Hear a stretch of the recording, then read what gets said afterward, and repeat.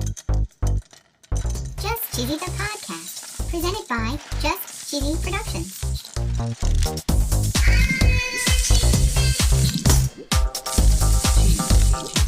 Hi there, I'm your host, Fondue.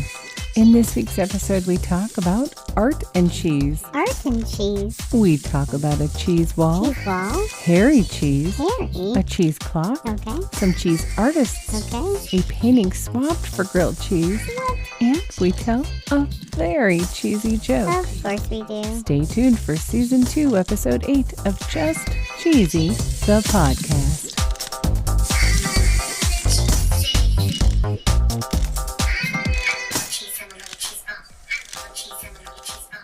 Hey, Yeah, cheesy. before we start, Yeah. are you going to tell them about the contest? There will be a link in our socials to a secret word contest. We're going to say it in one of the next 2 episodes. All you have to do is click on the link and type in the secret word and win a fabulous prize. Is it cheese? Well, no, Is it cheesy merch? not exactly. What the heck? So in Season 2, Episode 4, we talked about Velveeta partnering with Nails Inc. to make cheese-scented nail polish. Ew. We bought 2 packs of it. What? Why? And since you can't paint your nails, Duh. we thought it would be cool to give away the second set to one of our fabulous listeners. Good idea. So listen to this week and next week's episodes for the secret word to win your Velveeta scented nail polish. Now, back to the podcast.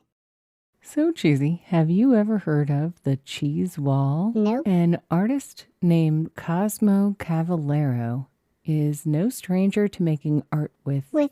with cheese. Wow. On the website cosmocavallero.com, there are some pictures of some previous exhibitions. Okay. For instance, this one is at the Washington Jefferson Hotel in New York City in 1999, titled Room 114, and it's performance art. The medium is melted Swiss cheese, and it looks like a crime scene in a horror movie. Wow. It's an entire room covered in Swiss cheese. Oh. There's another one here, and it's from 1998. It's called Cheese Chair, Okay. Boots, Jacket, and the medium is, of course, cheese. Right. Another 1999 one called Twiggy in Cheese, and it has the medium is 250 cans of Easy Cheese, Holy cow. where they're spraying Easy Cheese on the model Twiggy. Wow. He also has some bronze cheese statues and, of course, the cheese wall. Of course. His goal is a political statement, and they're looking to make a quarter-mile cheese wall at the border. Quarter mile. They're trying to raise $500,000 Wow. to purchase expired blocks of cotija cheese, rent the land, and compensate the workforce that'll build the wall. Apparently, there's about 30 feet installed. Okay. According to courthousenews.com, the cheese wall was actually destroyed Oh, no. by a concrete subcontractor hired to build the border wall. Uh-oh. And from what I can tell, it looks like the case has been settled. That's pretty interesting. Our next art piece comes from Robert Gober. According to Cron.com, in an article by Emma Balter called A Hairy Cheese We Can't Unsee is now on view at the Mental Collection in Houston. Oh, my. They show a picture of the art. Okay. It looks like a real block of cheese, although it's not. It's made of beeswax. Okay. And it's covered in real human hair. Ew. The sculpture is untitled, and it is from 2005. Okay. It says here that the conservation team gently combed back the strands of hair with a Q-tip. On the top, it's thinning and looks like baby hair, Okay. but at the back, it's long, and they liken it to a mullet. Oh, my. Did you know that the FBI is looking for a clock that has a mouse and cheese on it? Oh, wow. Every Friday, they use the hashtag #FindArtFriday Find Art Friday. in order to locate stolen art. Wow. They also have a database called the National Stolen Art File. Okay. Any stolen art object valued at $2,000 or more can be submitted by law enforcement. Wow. It looks like the cheese clock was made of 18-karat gold Whoa. on top of a jade plate. Ooh. There's not much more information about it. Right. But if it made their list, it must be over $2,000 and stolen. Wow. FBI, not a sponsor. No. So a different ad will go right here.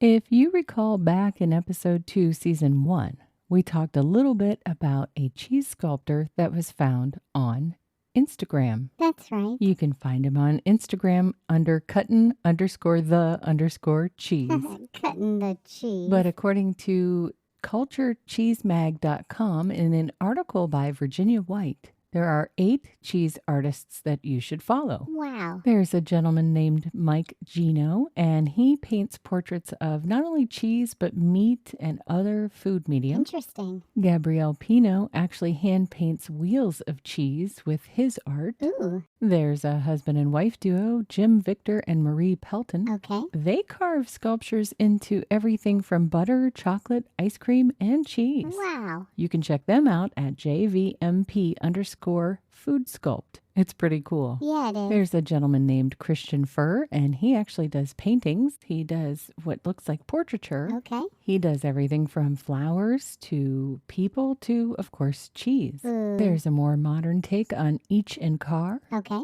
Mario Yol Fiesta makes birdhouses shaped like cheese. That's cool. Daniel Barisi carves into all sorts of food stuff like avocados and mangoes and, of course, cheese. Wow. Check out the link to this article in our show notes so that you can view all of the fabulous art. Cool. And I want to talk about this really interesting article about a grilled cheese sandwich that was traded for art. Really? There's an article on today.com by Alex Porte.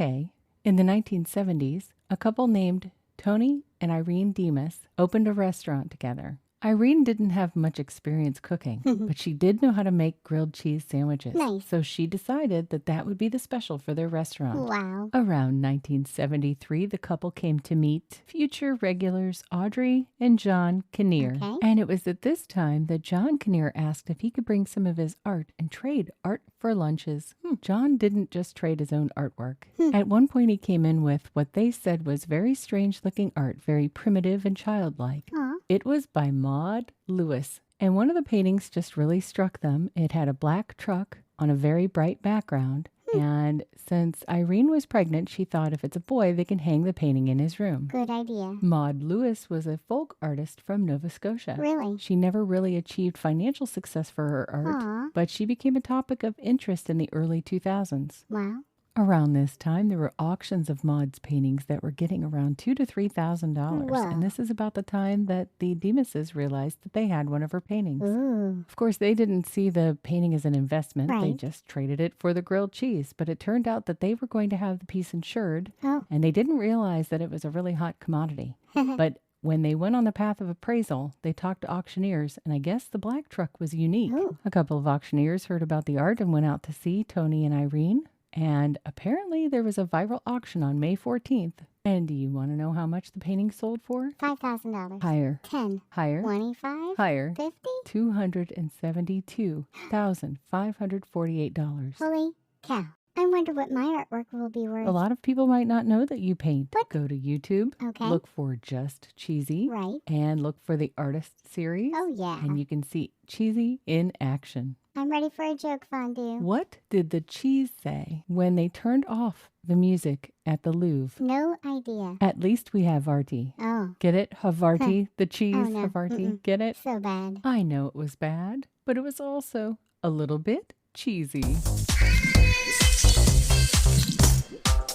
Thanks for listening to Just Cheesy, the podcast. Thank you. Today's secret word was Colby. Colby. Colby.